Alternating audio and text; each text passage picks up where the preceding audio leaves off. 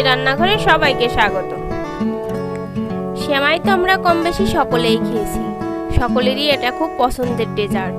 আর এই সেমাইটা যদি একটু অন্যরকম ভাবে তৈরি করা যায় তাহলে কেমন হয়?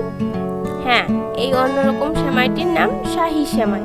এটা দেখতে যতটা অপূর্ব, খেতে তার চেয়েও বেশি অসাধারণ। চলুন তাহলে দেখে নেওয়া যাক কিভাবে আমি আজ এই শাহি সেমাইটা তৈরি করব।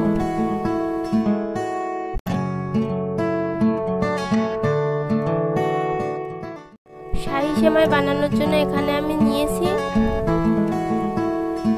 গুঁড়া দুধ 1/4 কাপ, কনডেন্স মিল্ক 1/3 কাপ, নারকেল কুচি 1/3 কাপ, সামান্য কাজু কিশমিশ আর সেমাই 1 কাপ।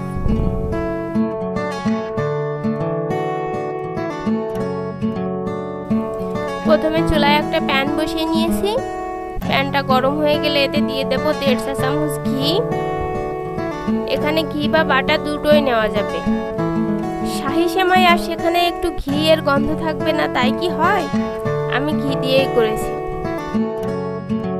ঘিটা একটু গরম হয়ে গেলে দিয়ে দেব 1 কাপ সেমাই। এই সেমাইটা বাজারে যে লম্বা সেমাইটা পাওয়া যায় ওটা।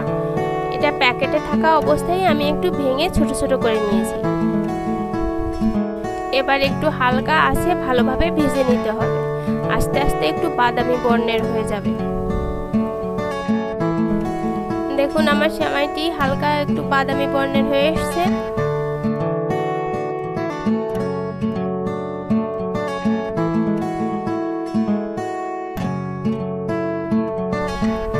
এখন এতে দিয়ে দেব 1/4 কাপ নারকেল কোড়ানো।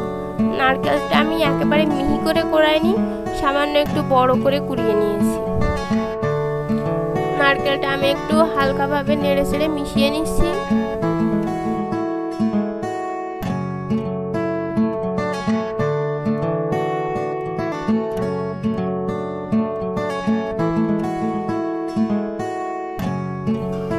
এরপর দিয়ে দেব কিছু কাজু ও পেস্তা বাদাম আর কিশমিশ। এগুলো সবই আমি ছোট ছোট করে কেটে নিয়েছি। এবার সবকিছু আর একটু ভালোভাবে ভেজে নেব। এভাবে হালকা আছে একটু সময় নিয়ে ভাজতে থাকলে নারকেল আর বাদামের আলগা রসটা একটু শুকিয়ে যাবে। এরপর আমি দিয়ে দেব 1/4 কাপ গুঁড়া দুধ। দুধটা নারকেল আর সেমাইয়ের সাথে ভালোভাবে নেড়ে চেড়ে একটু সময় নিয়ে মিশিয়ে নেব। এরপর দিয়ে দেব 1/3 কাপ কনডেন্স মিল্ক। এখানে কনডেন্স মিল্কটাই দিতে হবে, চিনি দিলে কিন্তু এর আসল টেক্সচারটা পাওয়া যাবে না। এখন আমি সবকিছু নেড়ে চেড়ে ভালোভাবে মিশিয়ে নিচ্ছি।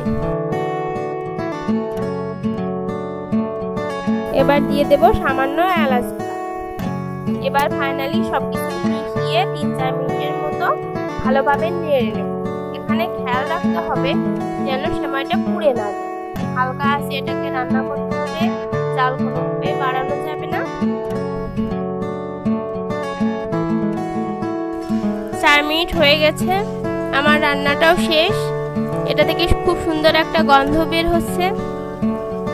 এবার আমি চুলাটা অফ করে এটাকে নামিয়ে নেব। সেমাইটা তৈরি করার জন্য আমি একটি বোতলের উপরের অংশ কেটে ভালোভাবে পরিষ্কার করে নিয়েছি। এরকম বোতল আমাদের সবার বাড়িতেই থাকে, চিন্তার কোনো কারণ নেই। আপনারা চাইলে খুব ইজিলি এটা বানিয়ে নিতে পারবেন। এবার সেমাইটা হালকা একটু ঠান্ডা করে নিয়ে চেপে চেপে এই বোতলের মুখের মধ্যে দিয়ে দেব। তারপরে এই বোতলের মুখটাতে হালকা একটু চাপ দিলে এটা বেরিয়ে আসবে। খেয়াল রাখতে হবে সেমাইটা যেন বেশি ঠান্ডা না হয়ে যায়, তাহলে কিন্তু এটা ঝুরঝুরা হয়ে যাবে। এভাবে আমি সবগুলো বানিয়ে নেব। তারপর একটু সাজিয়ে নেব। আপনারা আপনাদের ইচ্ছা মতো সাজাবেন।